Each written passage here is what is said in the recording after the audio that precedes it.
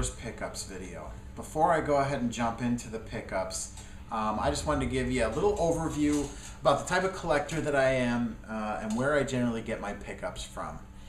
I am almost exclusively a garage sailor, thrift store finder, local pickup type of a collector. I very rarely buy anything online, just because for me the thrill is in the hunt. Even though there are games that I want, I almost want the thrill of finding them in the wild. For example, I wanted Streets of Rage 3 for the longest time, and I could have just gone on eBay and spent the 20 to 30 bucks that it was going for at that time, but I just didn't want to do it that way. I wanted to find it out in the wild. And so the day that I found it for $4.99, or no, it wasn't even that much. I think it was $3 because it was at a garage sale, and I just bought it as part of a bundle. I think it was $3. That was like a kid getting a gift on Christmas. It felt so great. So I plan on doing a full collection video soon. I wanted to do that before I started doing my pickup videos, but the pickups are just starting to stack up. I try to keep my collection very organized, and so I want to put these away, but I've been holding them aside because I wanted to do some pickup videos. Finding good stuff out in the wild is getting harder and harder all the time, just because there are more and more people out there.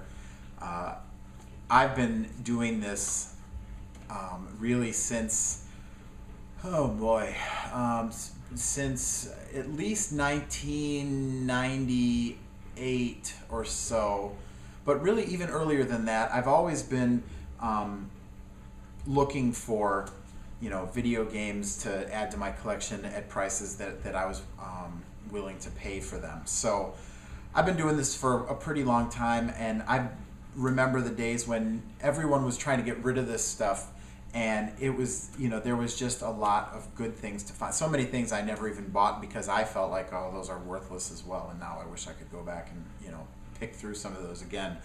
But now it's getting to be very difficult to find good things out in the wild because the collection or the hobby is blown up so much, and everybody's looking for video games. And the sad thing is, people talk about resellers. What I'm finding more, there's resellers that at least still know something about games, but what's starting to happen around here now is that people are just starting to say, do you have any video games? They say yes, and then they just buy everything. I went to a sale recently where there was a guy buying an entire box of PS2 games, and the box was just sitting there on the ground, so I started thumbing through it because I thought it was for the sale. And I made it through probably a third of the box or so, and it was sports games, and other like low interest like SOCOM and things like that. And as I was thumbing through it, the guy that was standing next to it said, "Oh, those are mine." And I said, "The whole box?" And he said, "Yeah, I just bought the whole box." Now that's what I don't like. Again, I don't really pass judgment on people and how they choose to shop or whatever. It's just in terms of being able to find good deals. What I'm seeing now are people that are saying, "Hey, if you've got any video games, I'll just buy them all." And he didn't even care. I don't know if they're that easy to, sell these days. I don't know what this guy's planning to do with them, but he just was willing to buy the entire stock. And this was a guy that I don't think knew anything about video games. He just felt like it was a good investment to buy the whole box. So yeah, it's getting harder and harder. The advantages that I have are that I've got a pretty flexible work schedule because I work from my house here. And so what I tend to do is take advantage of that and get out to like the early Friday sales when I know that a lot of other people can't be out, especially people, that are interested in video games. You see some people out there, but it tends to be more like, middle-aged women that are looking for housewares and things like that. I don't mean to stereotype, but that's who's out there. And so there's less competition for people looking for video games. And then the other thing too is the thrift stores as well. I find that I'll take an early lunch some days and get into the thrift stores before the lunch crowd gets in there, and everything's less picked over, and there's a lot of good things to find then too. So anyway, just a couple of tips and some ways that I'm still able to find some good deals. So let's go ahead and jump into it, and I'll show you some of what I'm able to find here. So first of all, we've got a Master System. This is a standard Model 1, I guess, Master System. $4.99. The thing is that it's exciting when you see Savers, where I bought that from, pricing a Master System at $4.99, because lately it seems like every time I run into one at a thrift store, Master System or an NES, which was also $4.99. These were both Bear consoles, but both bought at Savers for $4.99. But nowadays it seems like when they've got one of those consoles in stock, they just immediately throw it up for 20 to $30 because they know there's a demand for it. It was like the good old days to see the consoles priced at $4.99. Next up here from Savers is something that surprisingly is starting to show up with great regularity at prices that are just, I really try not to be a hoarder. I know that some people go out there and just buy everything that they can get their hands on. But when they're selling Game Boy Advances for $2.99, which is what I got this black one for, with a cord and a game in it, the Cheetah Girls, which can't wait to play it, for $2.99. $2.99. That's just crazy. So this gets added to the other two that I found at Goodwill I guess a couple months ago now. One of which was the backlit 101 model, and I picked those up for $3.99 each, minus 20% or something like that. So yeah, less than $4 a piece then too. The thing is, like I said, there's things like this. It's fortunate to live in a large market where these are just starting to, show up like crazy. I know in some other parts of the country, these are still expensive to buy. If I go into my local half-price books, they're asking $25 for one of those. So this is it's like a period of time that we're going to see these coming out at this low of a price, and then they're going to get into the hands of collectors, and this eventually will be a hard unit to find someday. So I don't know. When I see it for $3, I just can't resist. I've got a bunch of different colors now, so I don't know if I'm going to keep them or what. To go along with the Master System, I also got this at Savers, a light phaser. And originally I thought I might not keep this because I didn't think I had any light phaser games, but my other Master System I think has one built in, so I think I'm going to go ahead and keep that. That was another good deal at $3.99. Also at Savers, and this is again over the course of the last month or so, I picked up these Sega games. First we've got Star Trek Starfleet Academy, which I picked up $5.99 minus 25%. They do 25% off on Mondays there. This is probably a little more than I would have paid for a Star Trek game on a different system, but because it's a 32X game, I'm interested in picking those up. I've got, I don't know exactly how many of them, but I've got a fair amount of 32X games at this point, and now also I was able to add Tough Man Contest, and this was $2.99 at Savers, and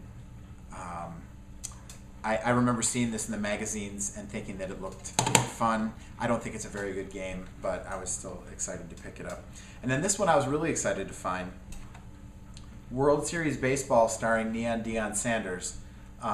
This one, most people don't realize, is one of the hardest games to find for the 32X. I've heard that numbers-wise, there's not many more of these, if at all, than there are of Spider-Man Web of Fire. But because it's a sports game, nobody really cares about it. But if you need a complete collection, I guess you got to find these, and supposedly they're hard to find. And this was $2.99, by the way. And then also for the Genesis, I picked up Air Diver for $3.99. They had some other Genesis games there as well, but I'm also, when I show you my collection, I'm running out of shelf space, so I got to be a little more selective with what I buy. Next, we've got some just interesting stuff I picked up from Half Price Books. These are CDI games, and I have a CDI. I don't have the remote, and unfortunately the remote is the most expensive. Well, not the most, but it's one of the, it's expensive, it's hard to get a hold of, and or a controller is even more expensive. But without them, you can't do anything with the CDI. But at least now I have some software to go with it. 35 millimeter photography. This should be handy.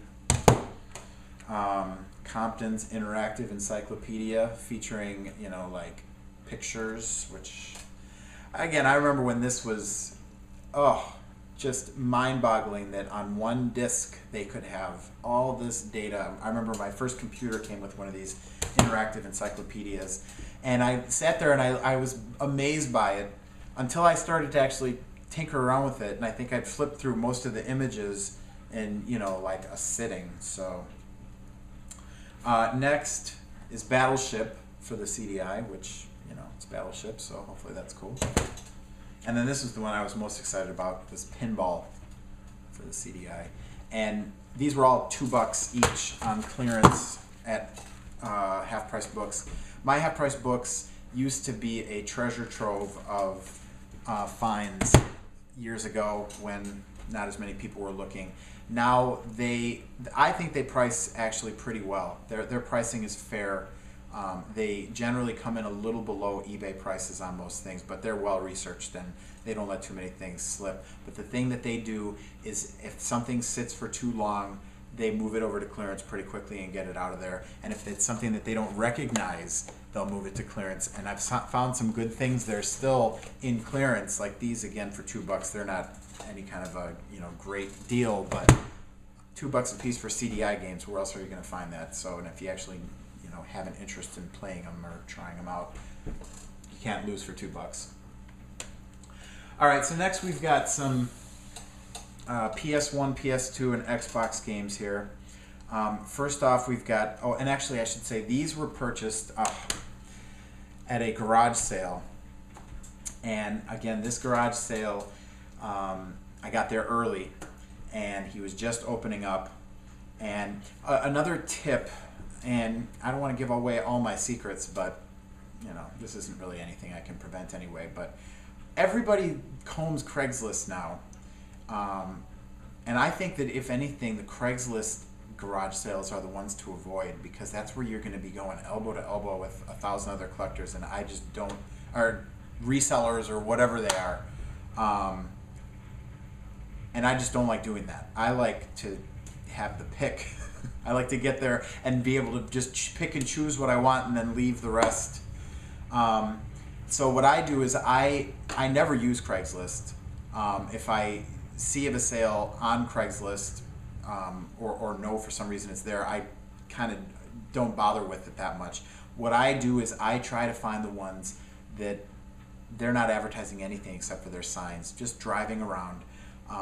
But at the right hours when most of them are first opening up in the morning. And again, I don't believe in going early and waiting outside of people's houses like some people do and things like that.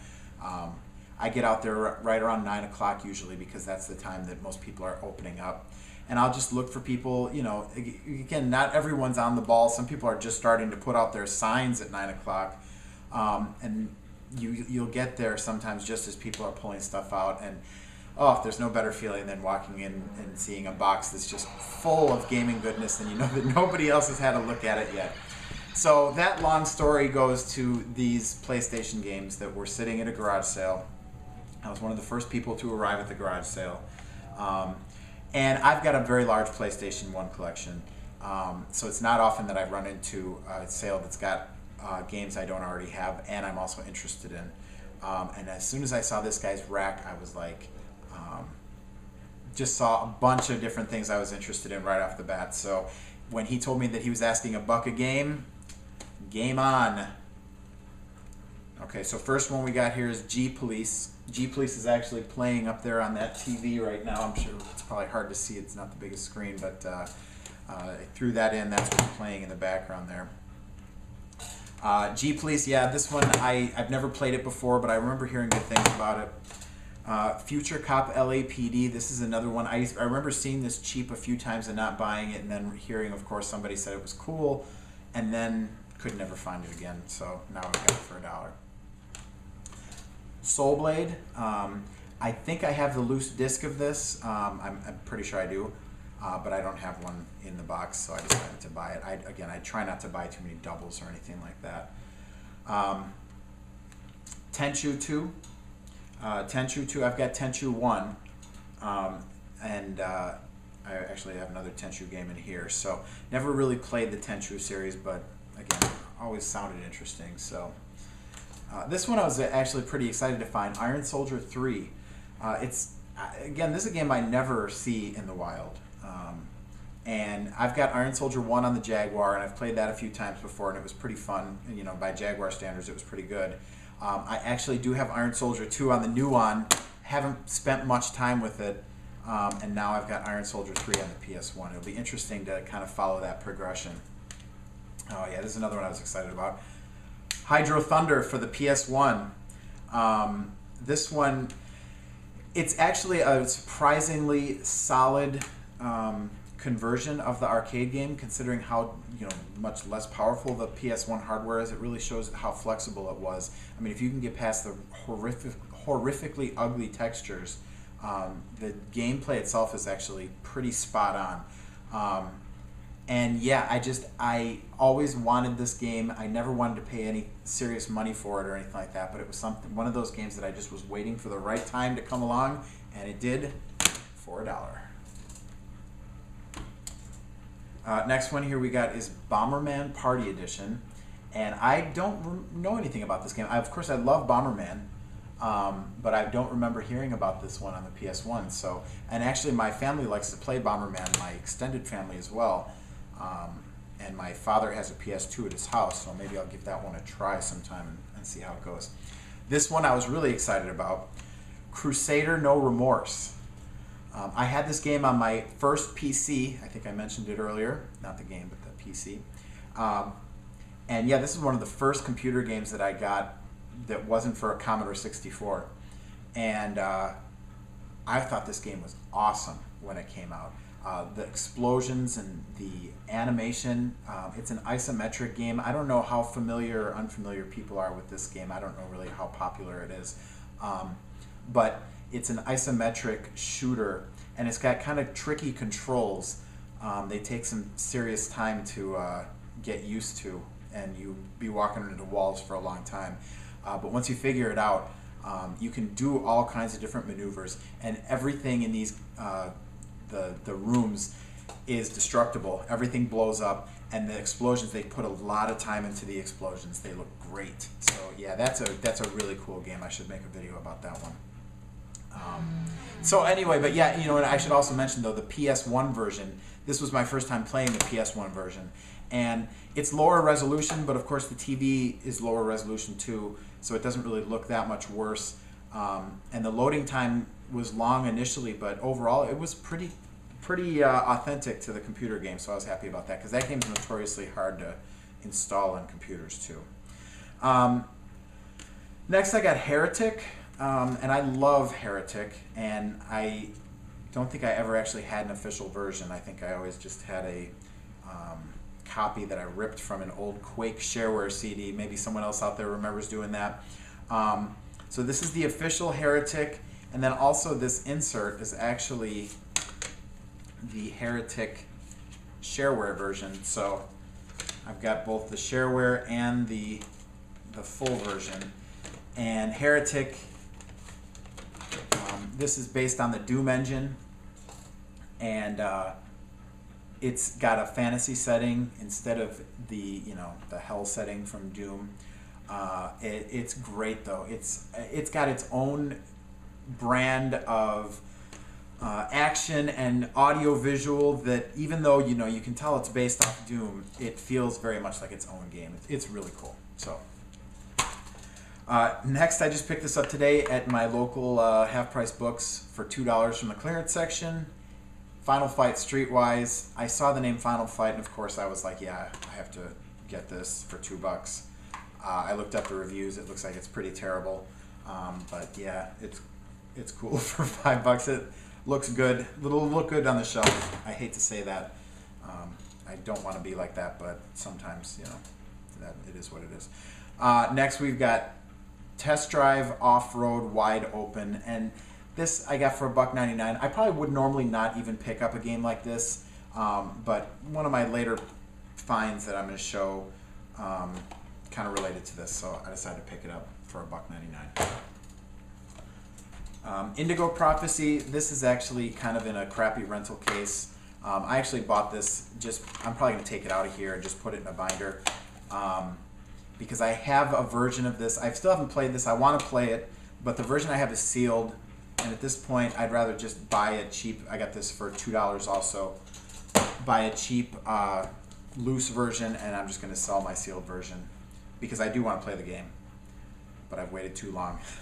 I've got that problem with some other games too, so it's a good problem to have, I guess, if I can sell them and make money on them. But next we've got, this was surprising to start to see 360 games priced at this nice price at my local Savers, $4.99 for Medal of Honor Airborne. I think this game is supposed to be decent, and I don't think it's that old either. And yeah, this it was cool. Nice to find that there. Next we've got Mobile Suit Gundam Journey to Jaburo, and this is, I just couldn't pass it up at $1. It looks like it could be fun. It's, giant robots. I'm not into Gundam or anime or anything like that really, but it's $1. I don't know. Like I said, it's hard to justify, but it's also hard to not spend $1. Urban Reign, also $1. Also wouldn't have spent much more than $1 on this game, but I will try it. I mean, I like beat 'em ups a lot, and this is a beat 'em up made by Namco for $1, so yeah, I'll try it. Quake 3 Revolution felt the same way again. It was $1, and I think this is a pretty good version of Quake 3, which is a pretty solid game. Of course, I've got it, on the Dreamcast already, so I don't really need this one, and I don't mean to sound repetitive. I'm happy to find it for $1, and got that. Next, we've got Tokyo Extreme Racer Drift 2, which I picked up at Savers for $3.99. And this actually looks pretty cool. I've played the original Tokyo Extreme on the Dreamcast, and I think I played one other game on the PS2.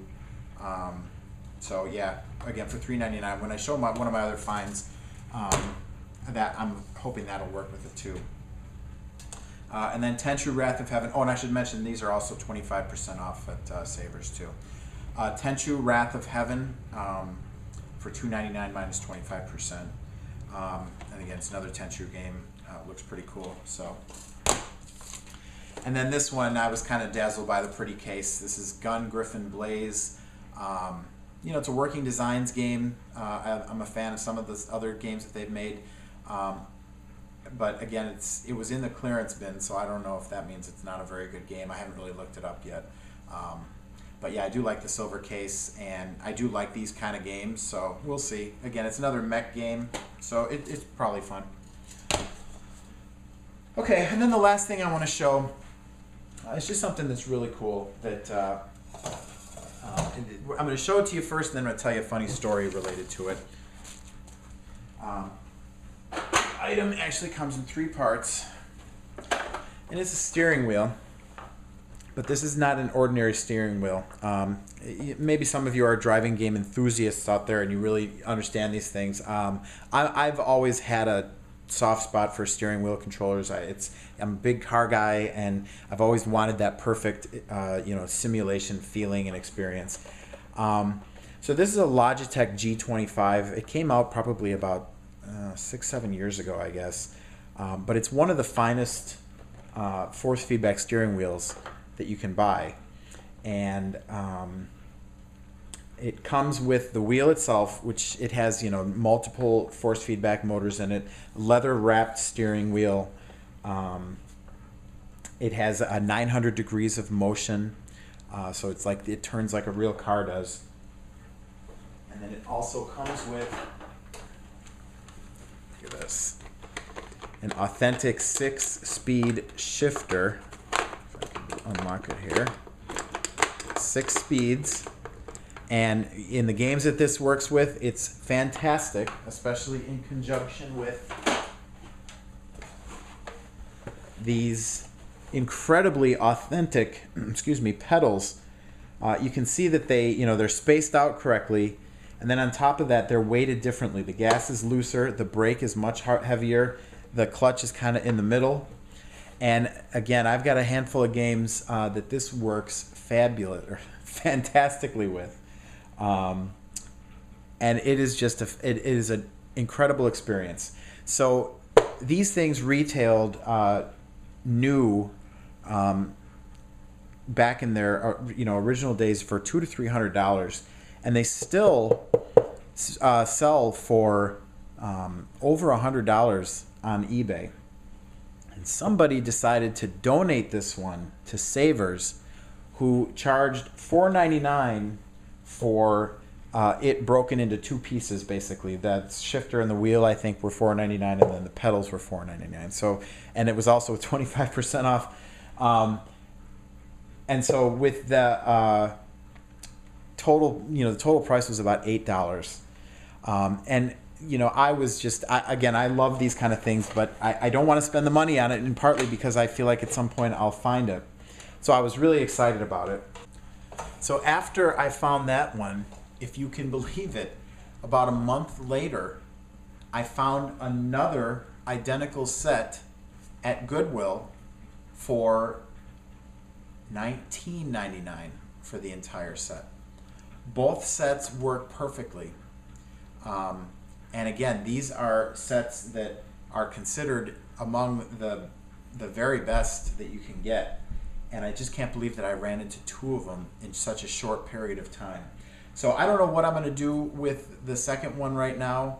I've been, I actually have hooked them both up and have been playing some two-player Gran Turismo 4 because it's compatible with backwards compatible with the PS2, compatible with the PS3, and compatible with the PC. So I've got a big table in the my game room, and I've hooked up both wheels, and we've been doing some two-player force feedback wheel racing, which is pretty fun. But yeah, we'll see. I'm not sure if I'm going to keep it long term. I've got thoughts about building a driving cockpit because, like I said, I'm a big driving fan, and now I feel like I've got the hardware that I could do it as well. So who knows? I'm just kind of talking out loud now. But anyway, that's it for my pickups for now. I will do another one of these. My pickups are very sporadic. Sometimes I'll have a large number that come at once. Other times I'll go long periods of time without finding much of anything. So I'm not sure how frequently I'll do these videos, but next time that I get a notable set of pickups, I will be doing another one of these videos. So thank you for watching, and also a collection video will be coming soon. So thanks for watching, and we'll see you in the next video.